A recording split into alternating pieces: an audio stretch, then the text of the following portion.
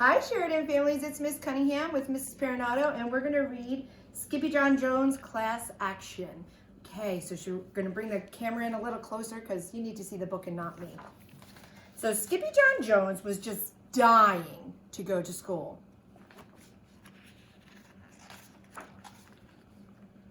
And nobody, not even his mama, was going to stop him. But she did, by the scruff of his neck. "School is for the dogs," stated Mama Junebug Jones empathetically.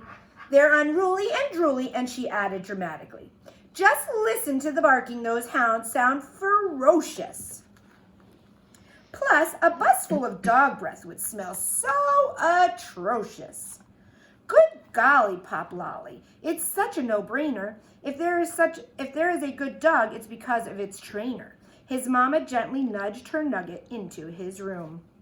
Then she added, "You're Skippyjon Jones, a smart Siamese cat. Take a look in the mirror if you don't believe that." "He looks in the mirror every day," said his sister Jezebel, Jillyboo, and Jujubee. "But all he sees are chihuahuas." "Arf, arf," barked Jujubee.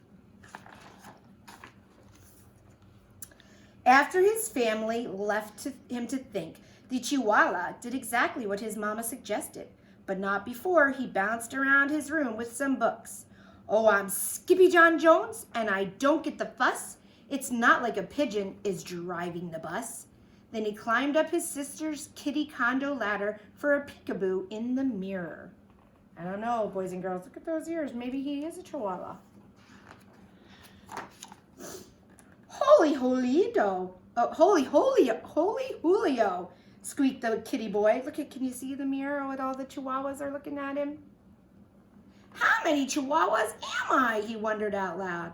Then he took a deep breath, and using his very best Spanish accent, he answered, "As many as your head can handle, hombre." Miss Cunningham's Spanish accent, not so good.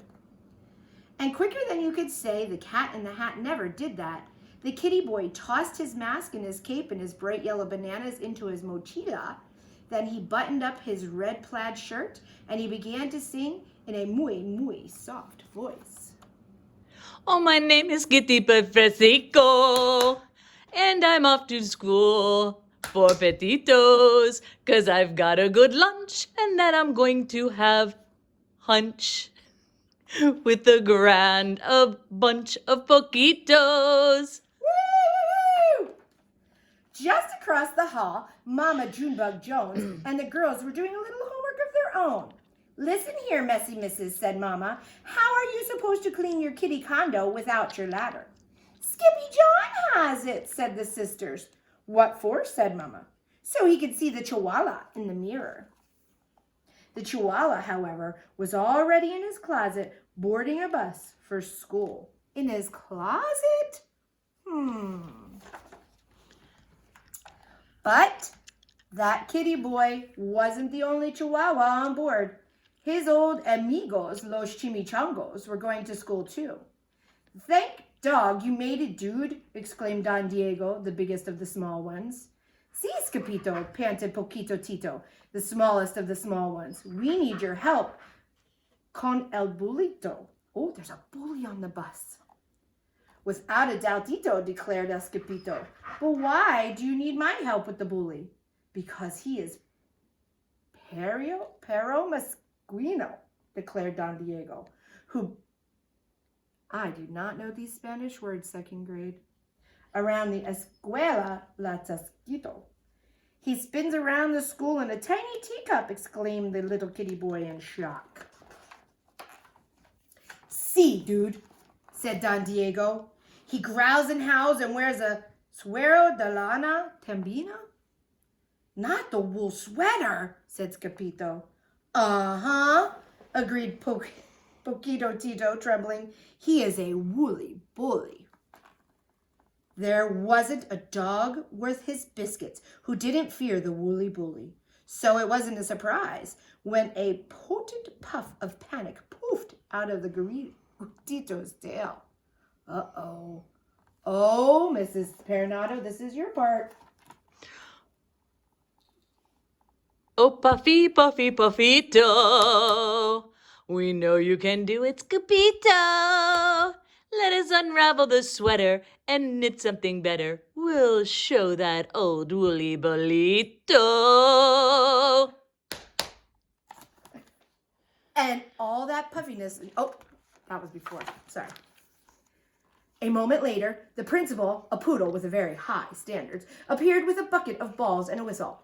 First she blew, then she threw. Go fetch, barked Mrs. Begalot. Then every dog, big and small, chased a ball down the hall and into their classrooms, except for Skippyjo. He got carried along by the river of rovers and landed in art class, where he drew his best ever double doggy doodle. I've never seen a pup do that before, said Mrs. Houndler, the art teacher. Then he trotted over to the music room and bayed like a beagle for the canine chorus. Bow wow! Woofed Mrs. Muzzletuff. What a pair of ears! After music came math, where Skippy stunned Mrs. McDruller with his counting skills. 2, 3, 5, 7, 11. Is that right, second grade? Oh, is that right, Sheridan? At the bell, the amigos followed their noses into the library. Not even a bowl full of frijoles smelled as delicious as the scent of books wanting to be read. I lick libros, declared El Skippito Fresquito, the great readerito. I like books too, whispered Leonora Lapsitter, the librarian, from behind the bookcase. Do you like books too, boys and girls? The kitty boy was the last to leave the library, so he had to race right over to French class with Monsieur Fusé. Can you say cheese? asked the teacher. Oui, oui, says the poodles. Fromage. Si, said Skippyjo. Queso. Queso cabaza, shouted the chimichangos from the rear of the room. I'm not a cheesehead, chimichangos, chuckled the gatito. I'm a chihuahua. The poodles were tickled pink to have Los Pochitos in class with them, and Los Pochitos wanted to share what they had learned with their amigo. The puppies sang, Come si, come sa, come sito. We have a zoom zing to tell Skippyjo. When the poodles say oi, they really mean si. So don't look for a red hydratito. These dogs, I'm telling you. Well, after French, Los Muchachos took a pass on obedience class, deciding instead to nap inside the warm case with the golden trophios. I'm not good at following rules, confessed the kitty boy. What dog is, dude? Quipped Don Diego. But just then, the gatito heard a gut-gurgling growl that shook the entire escuela, perhaps the whole planeta. Holy heartburn! Hollered Skippyjo. Was that my tummy? No, that is the bellow of the woolly bolito, said Poquito Tito with a shiverito.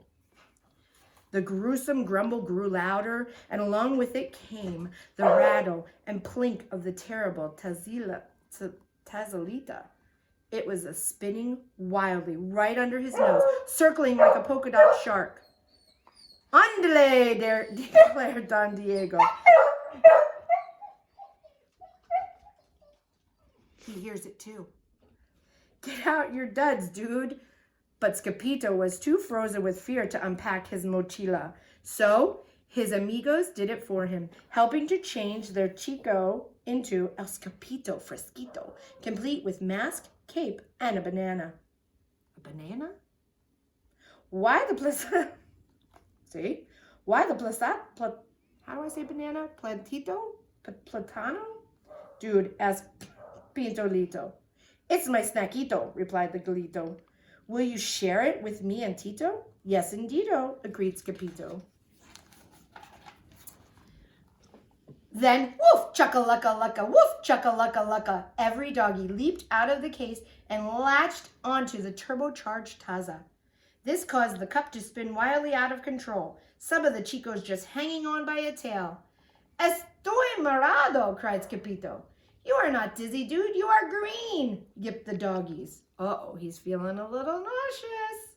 The whirling dervish of a dog-filled teacup cut a mean path of destruction past the principal's office and spun straight on into the lunch bunch like a bowling ball. Strikeito! Shout the pochitos.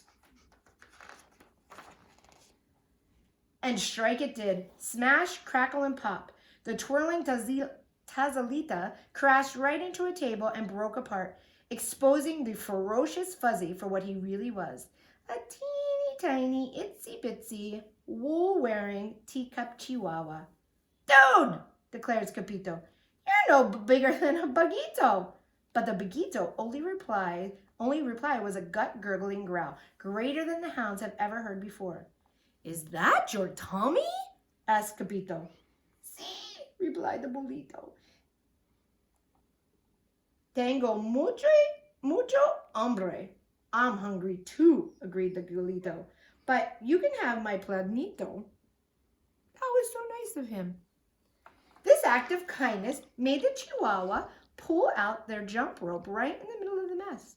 Peanut butter and belly buttons, chunky cherry pits. The woolly bully Taza has broken into bits. Wiggle waggle, jelly on the toast. He's not a woolly bully, he's just hungrier than most.